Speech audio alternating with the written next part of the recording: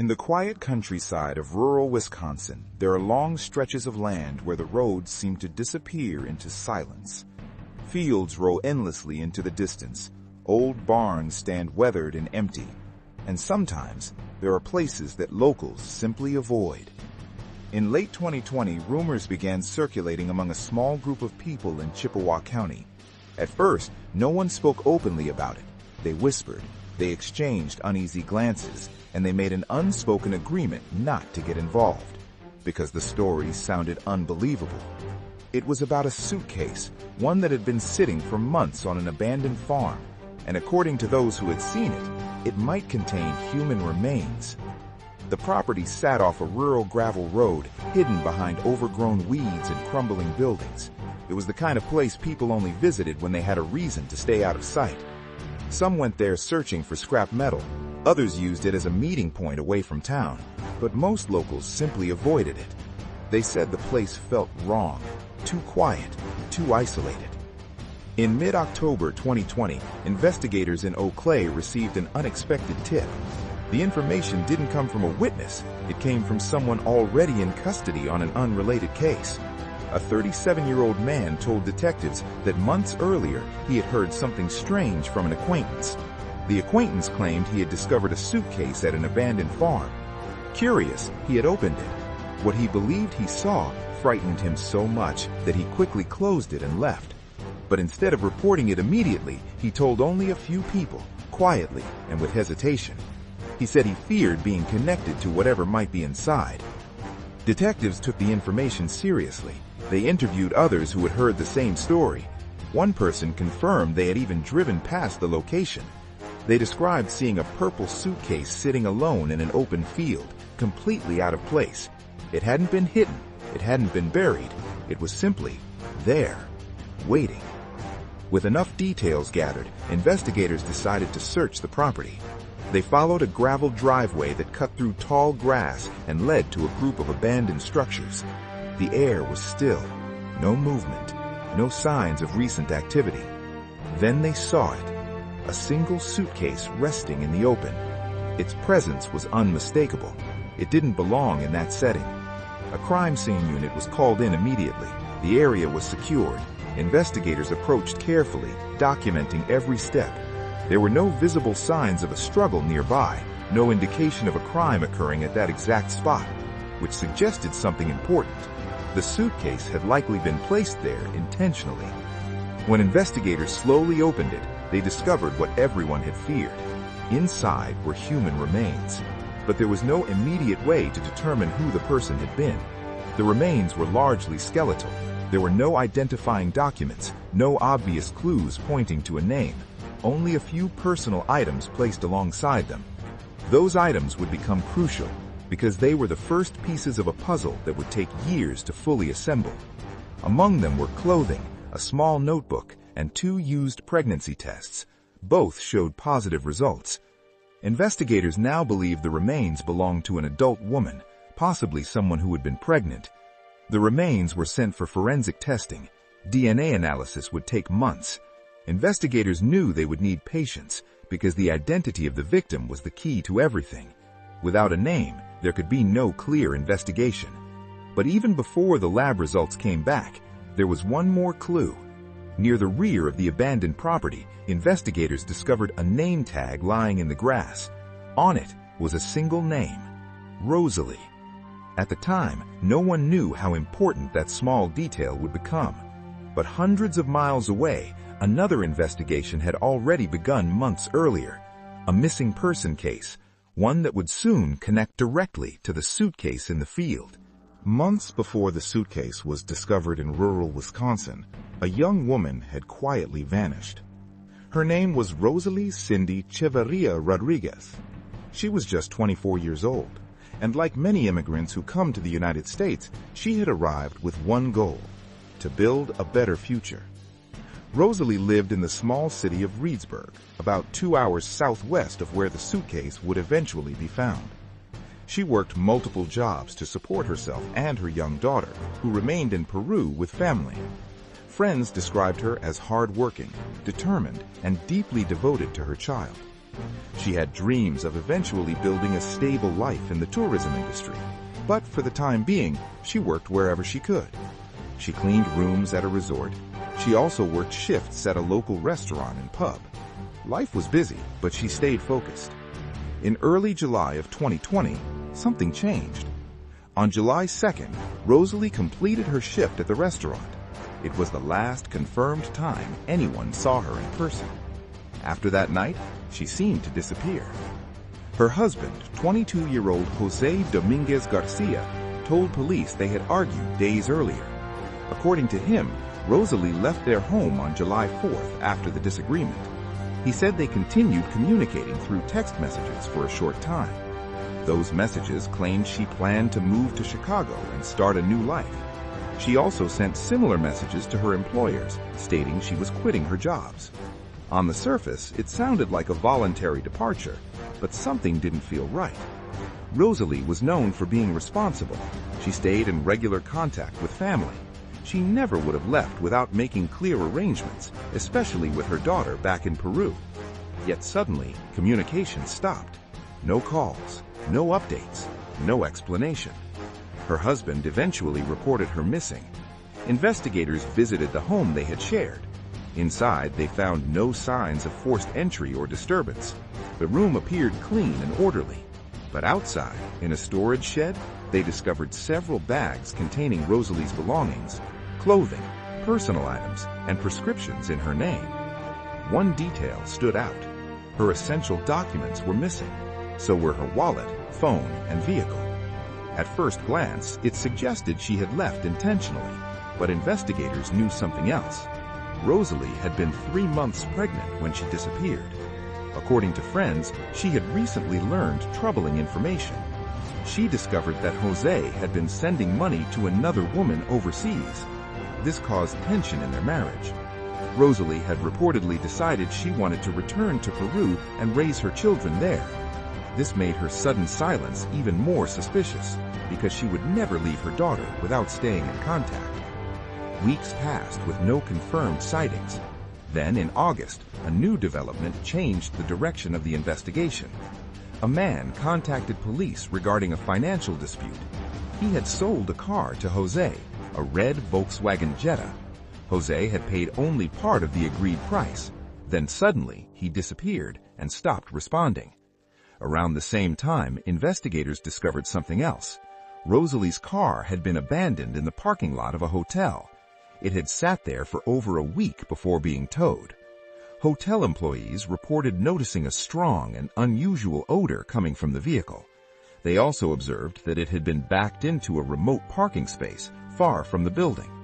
When investigators examined the car, they found it filled with trash and personal items. On the floor near the driver's seat was a large knife. But the most concerning discovery involved the trunk. The trunk release mechanism had been deliberately removed. It could not be opened normally. This immediately raised suspicions. When authorities finally accessed the trunk, they did not find a body. Instead, they found scattered belongings, shoes, tools, clothing, and stains indicating that something biological had once been present. Investigators concluded that whatever had been inside had been removed. Among the items collected was a yellow t-shirt. It matched one Rosalie had worn in photos. This confirmed that the car had likely been connected to her disappearance. Meanwhile, investigators reviewed Rosalie's communication history. Her family in Peru had received messages from her phone after she vanished, but they believed something was wrong. The tone felt different. The wording didn't sound like her. And eventually, the messages stopped completely. By late August, another troubling fact emerged. Jose himself had disappeared. He told co-workers he was traveling to Chicago to find Rosalie, but after leaving town, no one heard from him again. His sudden disappearance raised even more questions. At this point, investigators faced a difficult situation. They had a missing woman, a suspicious abandoned car, a husband who had vanished, and no clear evidence of a crime. The case stalled until months later when a purple suitcase was discovered on an abandoned farm. That discovery would finally connect all the pieces and reveal a hidden truth that had been concealed for months. When the purple suitcase was discovered on the abandoned farm, investigators knew they had found something significant. But at that moment, they still did not know whose remains were inside. There were no documents, no immediate identifying features, and no clear cause of death. Only a few personal items that hinted at the victim's identity. The remains were sent for forensic testing. This process would take time, months in fact, because investigators needed usable DNA samples in order to make a positive identification. Meanwhile, they began reviewing missing persons cases across Wisconsin and neighboring states. They searched for anyone who matched the possible profile: an adult woman, possibly pregnant, missing within the past year. One case quickly stood out. It was the disappearance of Rosalie Rodriguez. Her timeline matched, her age matched, and most importantly, investigators learned something crucial from her older phone. Among the photos stored on the device was an image taken shortly after she arrived in the United States. It showed her luggage, including one large purple suitcase. That discovery made investigators suspect they were looking at the same case, but they needed scientific confirmation. Through the Peruvian consulate, authorities arranged to collect DNA samples from Rosalie's family. Those samples were sent to Wisconsin for comparison testing. Months later, the results came back. The remains in the suitcase were positively identified as Rosalie Cindy Chevaria Rodriguez, the young woman who had seemingly vanished without a trace. Now investigators knew the truth. She had never left Wisconsin. She had been the victim of a homicide. With the victim identified, the investigation shifted rapidly. Attention turned fully toward her husband, Jose Dominguez Garcia. He was already missing, and digital evidence soon revealed a disturbing pattern of behavior. Investigators examined his phone history. They discovered a series of internet searches made shortly after Rosalie disappeared. He had searched for remote rural areas near his location, information about relocating to Mexico, and details about how long it takes for a human body to decompose. These searches painted a clear picture. They suggested planning, they suggested awareness of wrongdoing, and they strongly indicated that Rosalie's disappearance was not voluntary. Further investigation revealed that Jose had purchased a prepaid mobile phone shortly after she vanished. Location data from that device showed travel across several states. It connected to cell towers in multiple cities before eventually returning to Wisconsin. Investigators believed this travel pattern occurred while Rosalie's remains were still inside the trunk of her car. Eventually, the evidence suggested he had removed the remains from the vehicle and placed them inside the suitcase. Then he transported the suitcase to the abandoned property, where it remained undiscovered for months. By this time, Jose had already disappeared. Investigators issued a warrant for his arrest, but locating him proved extremely difficult. He had used multiple identities while living in Wisconsin. He had worked jobs that did not require strict documentation, and he left very little trace after he vanished. Leads occasionally surfaced. Some reported sightings placed him in Mexico. Others suggested he had moved between different states using false identification. But none of these leads resulted in an arrest. The case gradually grew cold. Years passed. Rosalie's family continued to wait for justice. Investigators continued to search, but Jose Dominguez Garcia remained missing. Then, in late November 2023, everything changed. Not because of a major investigation breakthrough, but because of something far more routine, a simple traffic stop. One that officers had no idea would bring a years-long manhunt to an end. For more than 3 years, investigators searched for Jose Dominguez Garcia. He had vanished completely. No confirmed sightings, no reliable leads, and no digital trail pointing to where he had gone. It was as if he had simply disappeared. But in November of 2023, hundreds of miles away in Gladstone, Missouri, a routine police patrol noticed something unusual. an automated license plate reader flagged a vehicle parked in an apartment complex lot. The plate had been reported stolen. Officers approached the car to speak with the driver. They expected a simple investigation into a stolen plate. Instead, they were about to uncover one of Wisconsin's most long-running homicide suspects. When officers asked the driver for identification, he provided a name, then another, and then another. He carried multiple IDs, each with different information. None of them matched. This immediately raised suspicion. Officers detained him while verifying his identity. As they ran the information through national databases, dispatch quickly alerted them to something major. The man in custody was not who he claimed to be. He was Jose Dominguez Garcia, and he had an active warrant for homicide in Wisconsin. After years on the run, he had finally been located, not through a major manhunt, not through a tip, but through a routine license plate check. Investigators soon learned that during his time in hiding, Jose had built an entirely new life. He had formed a new relationship, he had become a father, and he had lived under false identities while moving between different locations. For years, he had successfully avoided detection, but his past had finally caught up to him. Jose was taken into custody and extradited back to Wisconsin. There, he faced multiple charges connected to Rosalie's death and the concealment of her remains. For Rosalie's family, the arrest brought a mixture of emotions: relief that he had been found, but also grief that years had passed without answers.